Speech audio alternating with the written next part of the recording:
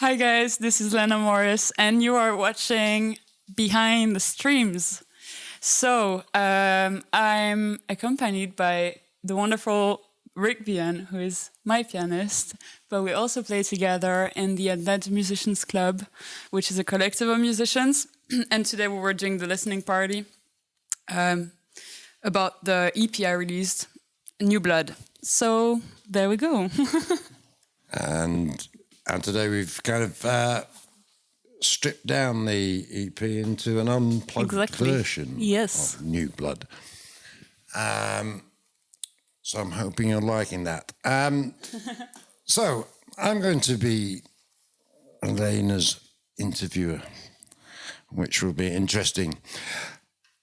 So I'm going to ask some questions that I'm sure you would like answered. And firstly, how would you describe your music? Okay, so I guess if you have to give it a genre, it will be blues rock, but it's also inspired with jazz, pop sometimes, etc. You know, mix it a little bit. We have like dirty sounds on the guitars for some songs, then just really chill songs as well. So it's a bit of a mix, and I don't know, it's a bit hard to describe it. Knowing your music, would I be wrong to say that anybody who knows Ricky Lee Jones is, would kind of feel an affection towards what you do? Well, that'd be a massive compliment, maybe undeserved, because she is one of my main models as a female musician and songwriter. So yeah, thank you, Rick. See, good taste.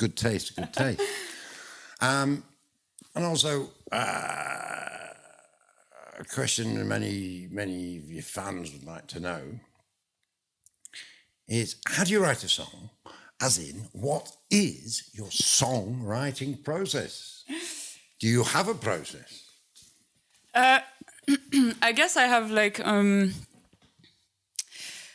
usually, I didn't choose it, but like it comes naturally. I find the chords, guitar, piano, even though I'm a bass player, it's easier to write with chords. So I start with the chords, and then I add a few lyrics or melodies, and then everything kind of comes together. So yeah, and sometimes I guess it sometimes I would write the lyrics first and then the chords, but usually it's chords, then lyrics, and everything together. And then it comes together. And is that a quick process for you, or? Usually I tend to write songs like in a few hours, last couple of hours, but sometimes it takes me like a whole year to find a bridge in a song. So that also happens, but that's rare. So yeah. Lovely. And if there was one thing you'd want your fans to take away from your music? So I guess like when you do music, you just want, if someone can take something from it, you succeeded kinda. I don't wish for them to pick something in particular. It's very, they can take whatever they like, You're not wanting to define what they take from it. You don't want to say, yeah, go away joyous or go away miserable. You want to go away miserable after my songs. Yeah. Well, I don't want you guys to cry on my songs, but if it helps you, if it comforts you, if it makes you want to... Because I started music because I listened to the Beatles, and I thought, wow, like I want to give this emotion to someone. So if ever I can give this, that would be just a massive reward, Could I ask you an impromptu question then? Lennon or McCartney? McCartney, of course. He's the bass player. I can see why. Because there are many people who say Paul McCartney isn't a good bass player, but good bass players say that Paul McCartney is a really, really good bass player. For me, he's not like virtuoso, but like he's so melodic, and he brought so much into I mean, I don't know. He really developed the bass lines and everything. So It's a different way of playing. it touches me. So I don't know if not everyone's gonna agree, obviously. Well, but, he is quite popular. But yeah, for a reason. And yeah. Right, I did see this question, and I've been dying to ask this one. So, I know you quite well, Lena. Yes. And it's been a joy knowing and playing and working with you. Now, if you were being a diva, what would your dream rider be? I don't know, because like I'm not a diva. I don't want to be a diva. I just want to play my music, and I don't have this. I just want good sound, you know, like. And we so the both rumours think, about like, you and the 12 pink pussycats are not true. No, it's a rumor. So, so yeah, no. Like, I just what I want as a musician, I want to have musicians that I love playing with, very like a beautiful audience, which I have, and obviously like good sound and nice ambience, you know, nice feeling about it. And then let it flow. Music dust, and exactly. People take what they will from it.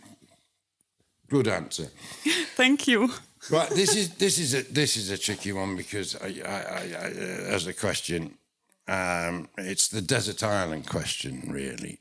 I mean, Helena, if you could only listen to one song for the rest of your life, one song, what would it be? You have to have one. Don't chicken out on me. I can't say an album. No, I can't. Well, that's not the question, okay. but I mean, you can answer like a politician and just. No, okay, I'll give you one song, but I just so it's gonna have to be Beatles, Queen or Bowie. Beatles, Queen or Bowie. I think Queen. I think is gonna be. I'm gonna rush you here. It's gonna be The March of the Black Queen by Queen. That's just.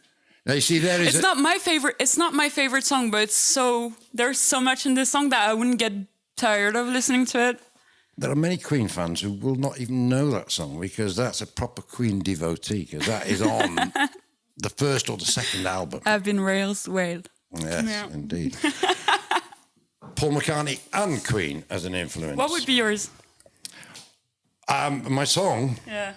would be a cover version, basically, of a song which was done, a disco song called by Odyssey, but done by Richie Havens, called Going Back to My Roots. And if you have never heard Richie Haven doing Go Back to My Roots, that's a sick song. on Google now. Yeah. And yeah, Richie Havens, unfortunately, he's no longer with us, so he can't be on my ideal festival. But in your ideal festival, who's on the bill? So I can't say people that are not with us anymore. John Lennon can't make it, or neither can David Bowie or Freddie Mercury, I'm afraid. Oh no, it's so hard. They're gigging in the sky. But all the bands, it's so bad, because like all the bands that I love are either not together anymore, or some of them are not with us literally anymore. So. Undead. I don't know. In the festival, I love Just Stone, which is still an artist. She's amazing. She's really cool. I like the Noisettes. If I have to pick like newer like artists, because I've got old school tastes. You would be in the festival, and I'll join you. Yes. Well, if she invited Undead Musicians Club along, of course. then Lena would have to be part of Undead Musicians Club, because the harmony vocals that she writes are something to behold. But I'm not plugging the Undead Musicians Club. We're talking about Lena. I know that is another of her projects. She has many projects. She writes, she sings. Rick she's is pitching me. Thank you. Absolutely. And it's been such a pleasure. Same for me. Of course. So having all that flattery I've just given you, apart from me, yeah, which artist would be your perfect dinner date?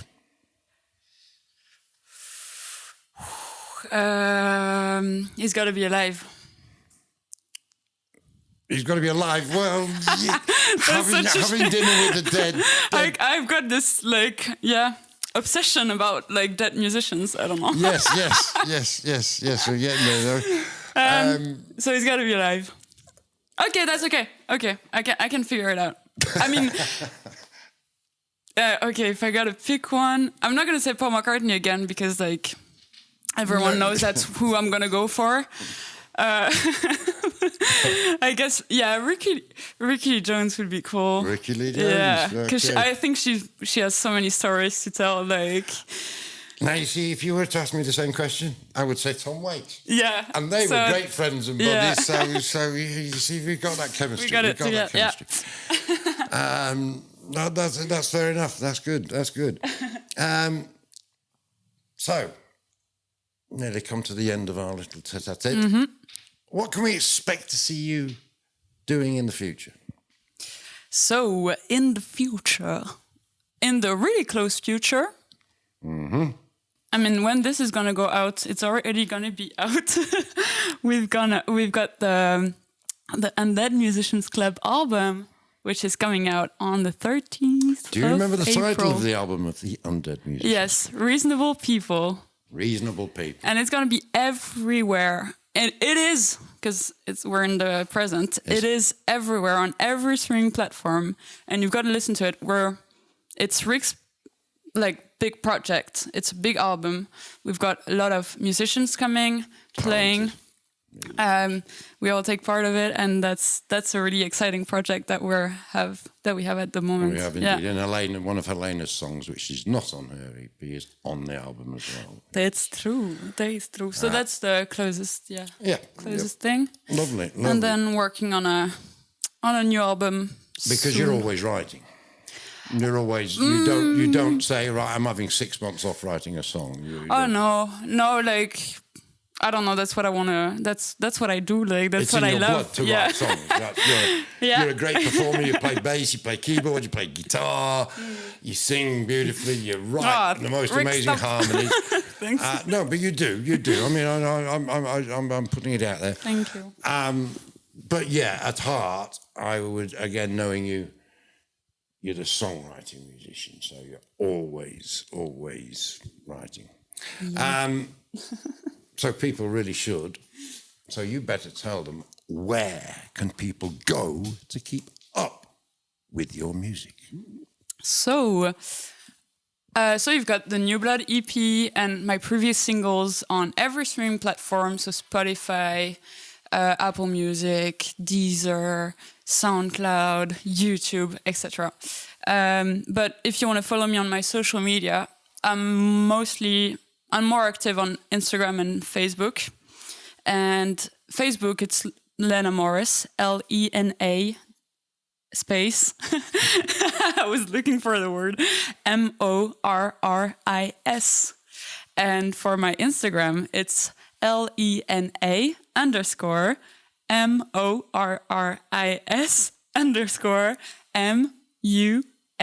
I feel like playing a game. So that's where Instagram is where I post the most, and Facebook is linked to it. So yeah, feel free to join me on there.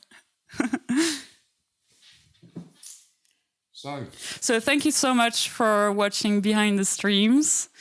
Thank you, Rick. Thank you so much. It has been an absolute pleasure. Same here. And also working with these guys behind the scenes. It's been very, very Thanks so much to the Hotbox team. Enjoyable session. They're cool guys.